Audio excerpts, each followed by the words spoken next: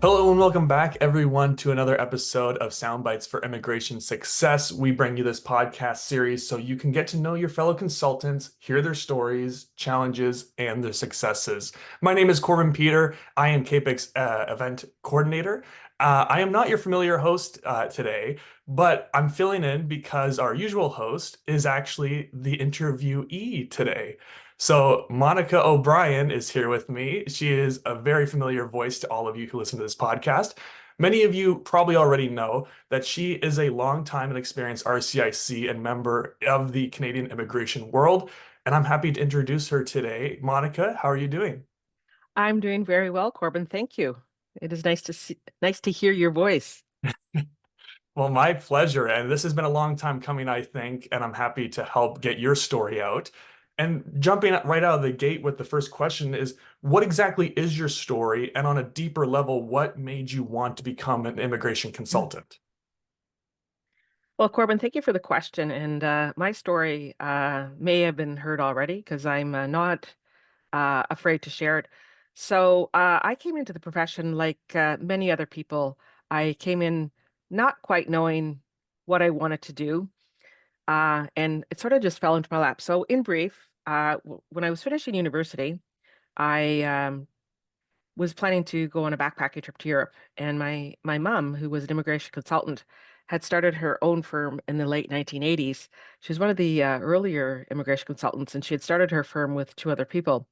So as I was finishing university, I just contacted her and said, do you need any help at the office? I'm just wanting to save some money. And she said, sure. So she found a bit of a job for me. And I worked for a few months in the office, just doing all the basic things, filing, greeting clients, running errands, nothing very special, but I saved some money, went off on my backpacking trip, had a wonderful time. And then when I came back, she said to me, would you come back and just fill in? Somebody's planning to leave, and I just need an extra set of hands.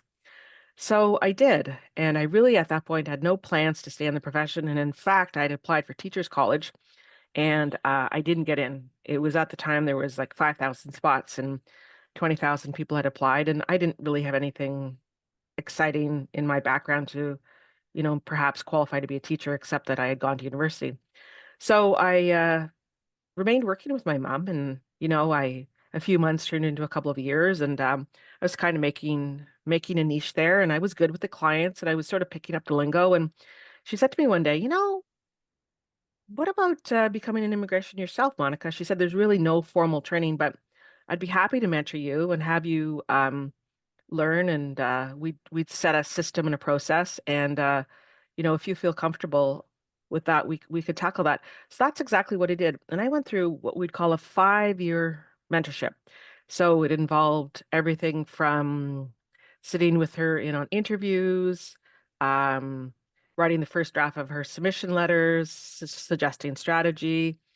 And I developed little niches there. I became a little bit of our family class expert in terms of doing sponsorships, and I'd work with the relatives in terms of filling out the forms and gathering the documents. So nearing the end of the 5 years, she said to me, I think you're really ready to take on some of your own clients. And she said, I'll continue to supervise you and make sure that you're meeting all the requirements and standards. So that's what happened. I started my own client base and went on from there. It was the most fabulous way to learn. I can remember back in the day, I actually sat and read the operational manuals and instructions, and she'd ask me questions about them. What would you do in this situation? And what would happen if the client came to you and said this? It was really a fascinating entry into the profession. And then from there, I joined the precursor to CAPIC, which was OPIC. Um, some early courses started back in the field. There were early courses established through Seneca. And then in 2002, IRPA, which is the Immigration Act that came into being, um, was going to be implemented. That was 2002. We had been using the 1978 Immigration Act. And I decided that because the regulations and law and policy was changing so fundamentally, that I would take the now in place Seneca course, which would review all these facets. So I took the course in 2003 for a year, just as the background. A lot of what they were teaching wasn't new to me, but I was very glad to be updated and, make more connections and build that network.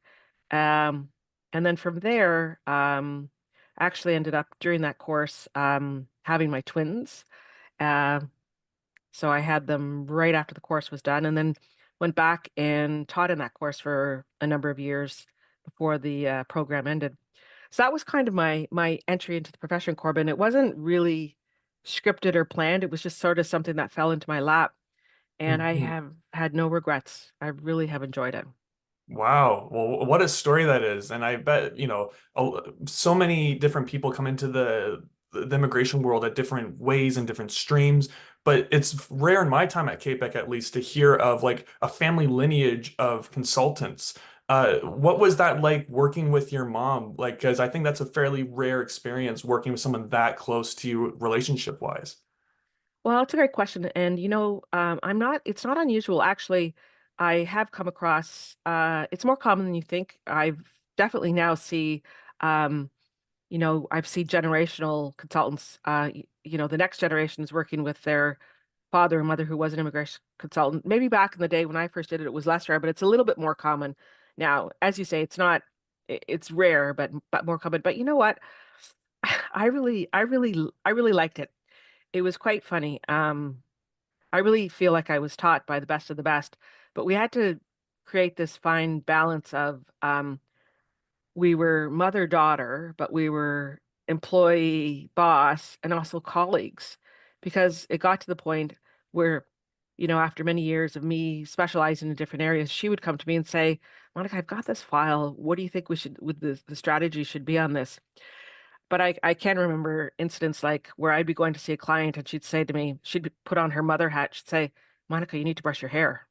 And then as I'm finally heading out to meet that client, she'd say, don't forget that client has an unusual situation and you'll have to address that, when you're making your decision on how to process the file. So it was really interesting. I do want to add another piece there. Um, my mom started out with two partners, and one of the partners ended up leaving, and her new partner that came in actually was her spouse. So it was my stepdad. And I should give the name of the firm. It was at that point O'Brien King Consultants. So I ended up working with my stepdad for many years as well, who was also at that time licensed immigration consultant. So not only did I have my mom, I had my stepdad. So it was a real family business. Wow, that you really have to figure out the work-life balance in that situation. I also forgot to mention in your intro that you are currently CAPIC's Education and Stakeholder Engagement Manager, which I thought was funny when you talked about the Teachers College aspect, and how you weren't accepted, but now here you are teaching thousands of CAPIC members and helping educate them. I thought that was a pretty cool full circle moment.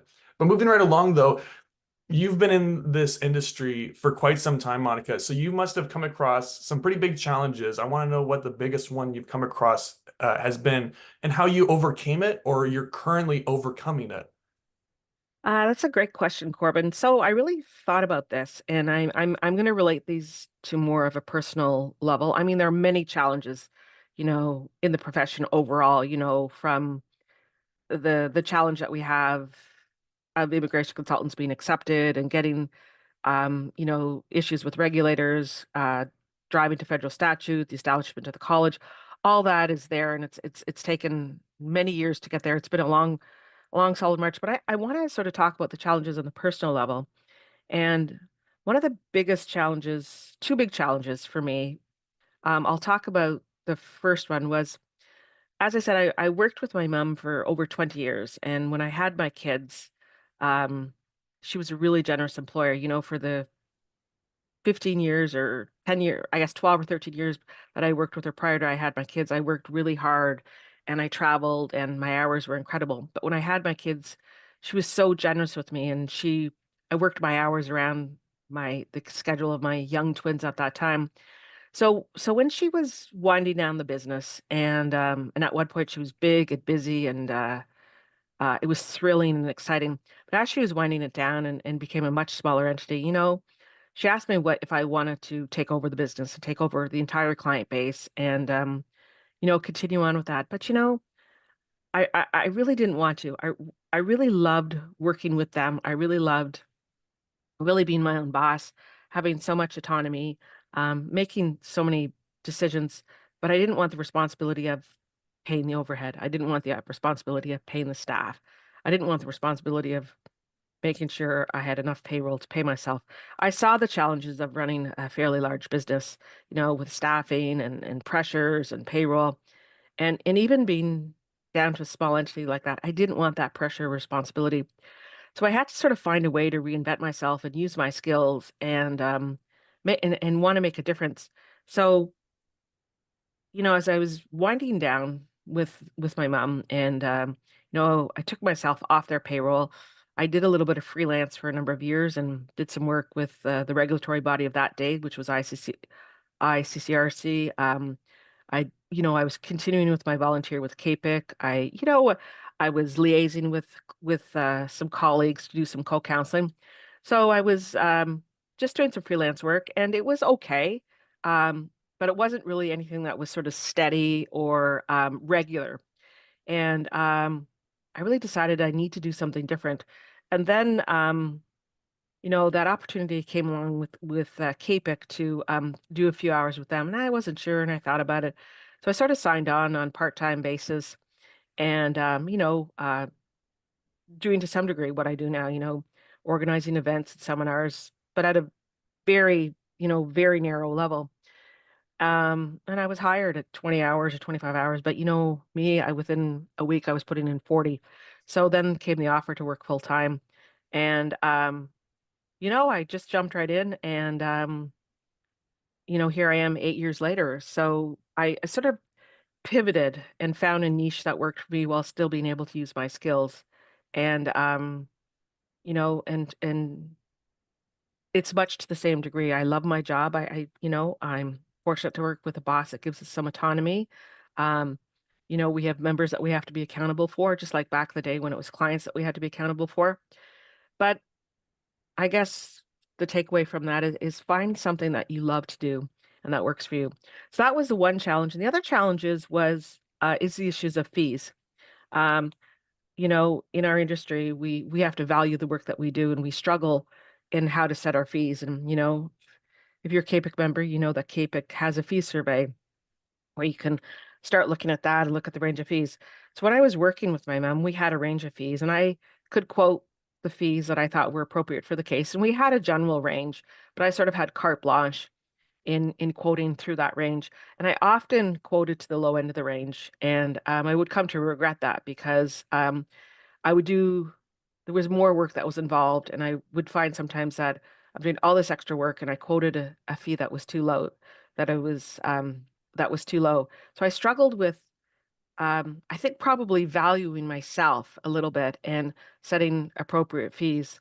And I can remember one time a client came into me who had been a regular client of the firm for some time, and we'd done very many relatives, and he came in and he was dealing with me.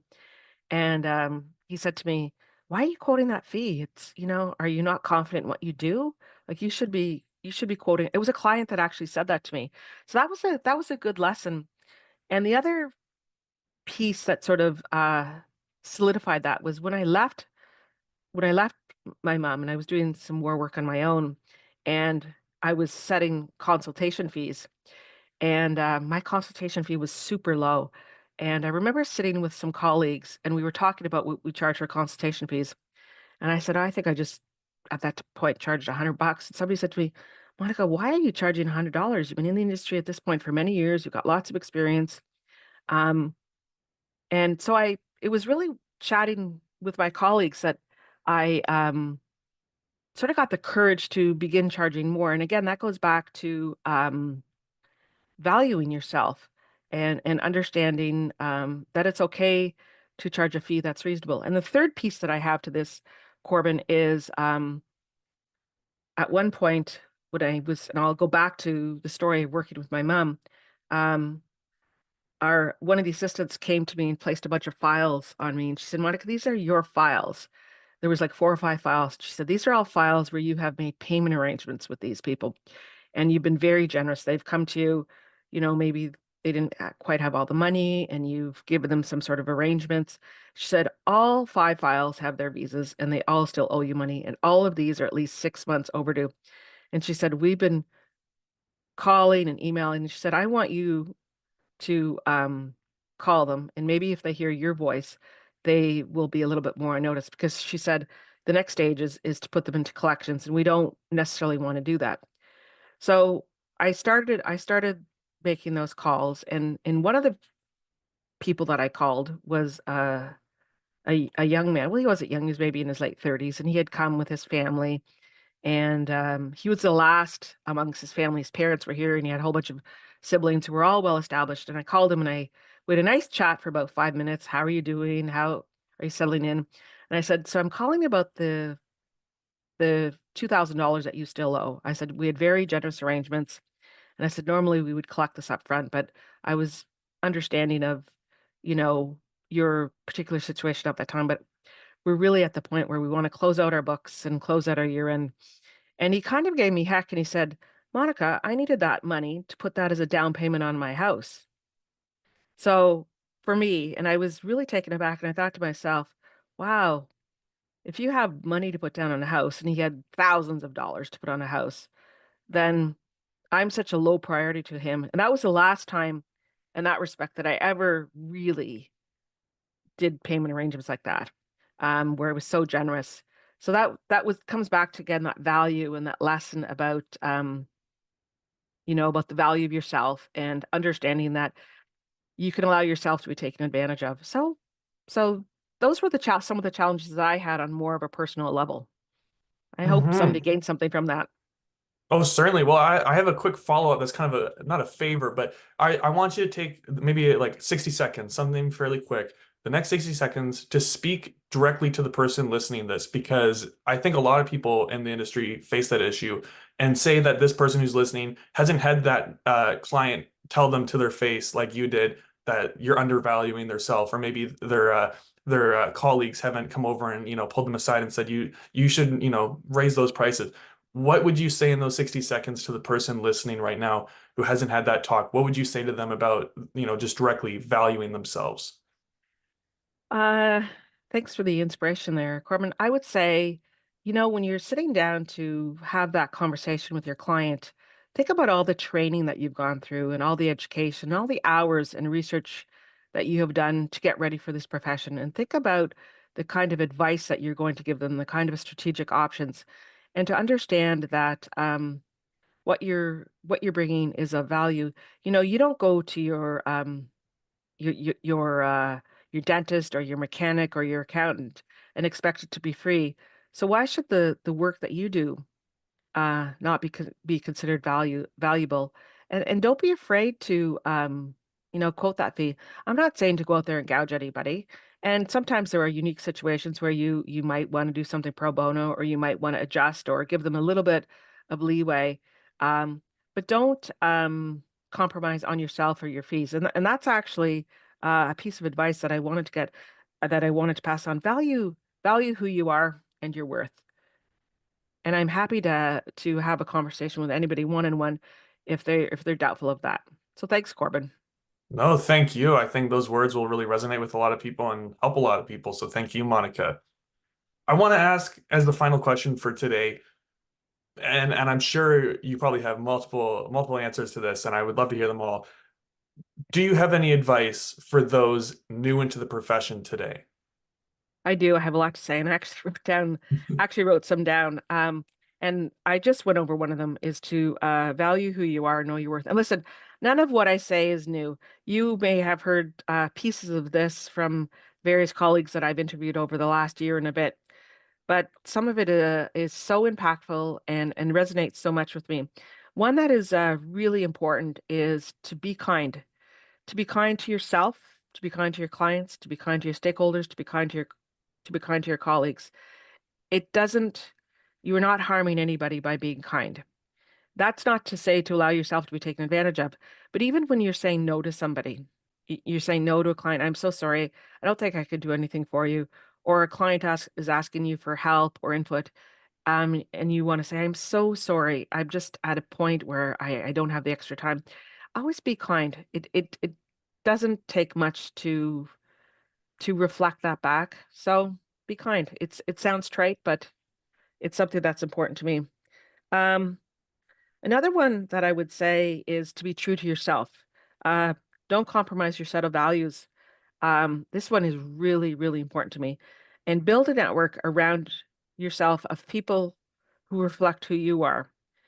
For me, that's building a network around me of people who are caring, empathetic, kind, smart, and who don't compromise their values. That I know that every single time that I'm interacting with them, they are going to be true to who they are, and that I can count on them for their consistency and their honesty. Um, and some of these people in my network have really become some of my best friends, and I know that we would crawl through fire for each other. So when you're building your network and you're building that really close network, find people who reflect the values that you aspire to. I think that's really, really important. I think that not only is that important in your career, I think that's important in your life. Um, Another one is use your voice. Your voice is important. Every single consultant out there has a voice, whether it's your written voice, your speaking voice, or your visual voice, whatever it might be.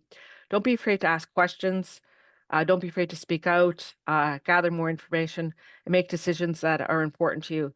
And no matter what situation it is, and use that voice. You know, sometimes we sit quietly at the back of the room because we think, oh well, they're going to do what I want. But if the speaker or the entity or the client or whatever it is, if they don't know, like nobody could read your mind. So you have to get your voice out there. And I guess the last two is be adaptable. We're in an industry where there's so much change, and especially in 2024, there's been so much. So if you want to be able to survive and manage and grow and thrive, you're going to have to be adaptable and find ways to continue to soldier on. Um, and I guess the last one and maybe I say that because of what I do and who I am, but I would say join CAPIC. There's 12,400 immigration consultants out there, Corbin, and we have just under a third of them. I guess maybe we're close to between 4,500 to 5,000.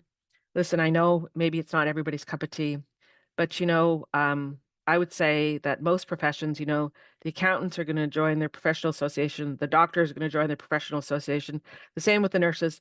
And I really struggle in understanding why some choose not to make that choice. You know what? It's $400. Um, for some, that might be a lot of money. And you know what? It's not just about the CPDs and the education. It's about being a collective. It's about being able to advocate for each other. It's about having a place where you can come and get some support and know that somebody's got your back. And it's not perfect. And maybe there are things that we don't always agree on. But at the end of the day, we can find a way, to make it work and to support each other. So I think that is it. I probably could list another 10, but I'll just leave it at that. There you go. I guess we'll have to do another podcast then because people are gonna eat this up and love it. But no, those are great pieces of advice, Monica. And one thing I'll add on to that is this podcast is free to everyone. But if that is a sign of the quality that CAPIC provides for free to anyone, just imagine what we provide to our members. So I agree with that last point, especially. Monica, it has been a absolute delight to hear your side of the story and have you on the other side of this podcast. I want to thank you so much. And I also want to commend you for what you've built with this podcast. There's so much great stories and feedback being put out there through this channel that you created. So I just wanted to give you your flowers and say, great job with this. And you're just as good of a guest as you are a host. Oh, thank you, Corbin. Your words are so kind. And I want to say, really, at the end of the day, this is just a space for our colleagues to share their story and their journey and their challenges and their advice. And it's really through them uh, that it's made the podcast engaging. And of course, I want to thank CAPIC for providing the space and the opportunity and the platform. Because without that, we wouldn't have this out here. So I want to give a shout out to CAPIC too. So thanks, Corbin. It's been a pleasure, and it's been a pleasure to be on the other side of the desk. And I hope those who are listening at least gained one thing. And maybe I'll come back and do this again one day. We all love to hear it. Well, thank you so much, Monica, and thank you everyone for listening. Please be sure to go back and check out all of our past episodes of Soundbites for Immigration Success. But in the meantime, thank you all so much. Have a great rest of your day, and thank you for listening. Thanks, Corbin.